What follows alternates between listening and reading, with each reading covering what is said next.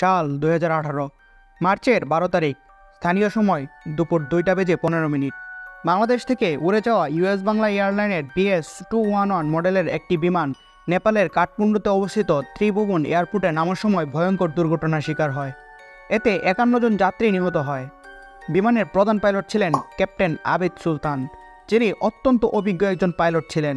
সাথে পাইলট হিসেবে ছিলেন পৃথুলা রশিদ, যিনি নতুন জয়েন করেছেন, একজন সুদক্ষ ক্যাপ্টেন, যিনি এর পূর্বেও অনেকবার ত্রিভুবন ইন্টারন্যাশনাল এয়ারপোর্ট থেকে ফ্লাইট পরিচালনার অভিজ্ঞতা রাখেন। কিন্তু ওই দিন কী এমন হয়েছিল যার ফলে এমন ভয়ঙ্কর ঘটনা ঘটে যায়? আজকের ভিডিওতে চলুন বিস্তারিত জানা যাক।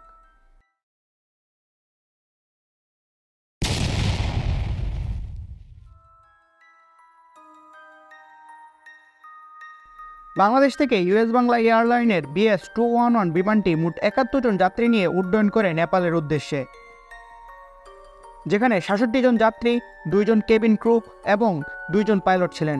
বিমানটি নেপালে তার নির্দিষ্ট সময়ের 6 মিনিট পূর্বেই পৌঁছে যায় এবং ত্রিভুবন এয়ারপোর্টের অফিসিয়ালদের কাছে অবতরণের অনুমতি চায়, কিন্তু তারা বিমানটিকে হোল্ডিং প্যাটার্নে যাওয়ার নির্দেশনা দেয়, অর্থাৎ তাদের রানওয়ে খালি হওয়ার পর অনুমতি প্রদান করে। এখানে বলে রাখা দরকার, ত্রিভুবন এয়ারপোর্টটি হিমালয়ের কাছাকাছি, অর্থাৎ অনেক উপরে অবস্থিত। আশেপাশে অনেক পাহাড় এবং পাহাড়ের মাঝে এই এয়ারপোর্টের অবস্থান। পাইলটদের মধ্যে বিশ্বের অন্যতম চ্যালেঞ্জিং এয়ারপোর্ট এই ত্রিভুবন এয়ারপোর্ট। BS211 বিমানটি নামার জন্য 02 পাথওয়েটি নির্বাচন করে। ত্রিভুবন এয়ারপোর্টের 3000 মিটারের একটি রানওয়ে রয়েছে, যার দুই পাশ দিয়েই বিমান উঠানামা করতে পারে, যার একটি 02, অপরটি 20। বিপত্তিটা শুরু হয় এখান থেকেই। পাইলট বা পাইলট কেউই রানওয়ে দেখতে পান না। তারা রানওয়ের অনেকটা পাশ দিয়ে চক্কর কাটতে থাকেন এবং 02-তে অবতরণ না করে 20-র দিকে অগ্রসর হন। ট্রাফিক কন্ট্রোল টাওয়ার থেকে তাদের এই ব্যাপারে ওয়ার্নিং প্রদান করা হয়, কিন্তু তারা ট্রাফিক কন্ট্রোলকে জানায় সবকিছু ঠিক থাকলেও তারা রানওয়ে দেখতে পারছে না। আর এখানেই প্রথম ভুলটা করে বসেন পাইলট আবিদ সুলতান। ট্রাফিক কন্ট্রোল থেকে তাকে বাম দিকে ঘুরতে বলা হলেও তিনি তার ডান দিকে মোড় নিয়ে নেন, ফলে রানওয়ে থেকে তারা আরও সরে যায়। একই সময় আরেকটি বিমান ত্রিভুবন এয়ারপোর্টের দিকে এগিয়ে আসে এবং অবতরণের অনুমতি চায়। সেই বিমানটাকে 02 প্রান্ত ব্যবহার করে নামার অনুমতি দেয় ট্রাফিক কন্ট্রোল। অপরদিকে ইউএস বাংলা বিমানটিকে বলা হয় হোল্ডে থাকার জন্য। ওই বিমানটি অবতরণের পর ত্রিভুবন ইন্টারন্যাশনাল এয়ারপোর্টের ট্রাফিক কন্ট্রোল থেকে ইউএস বাংলা বিমানটিকে আবার নামার অনুমতি প্রদান করা হয়। বিমানের পাইলট রানওয়ে 20-তে নামার জন্য পারমিশন নেয় এবং অগ্রসর হওয়া শুরু করে, কিন্তু পাইলট রানওয়ে এখনও দেখতে ব্যর্থ। হঠাৎ সহকারী পাইলট প্রধান পাইলটকে তাদের ডান পাশে রানওয়ে দেখার কথা জানায়, কিন্তু ভুলবশত তা ছিল বিমানের ট্যাক্সিওয়ে।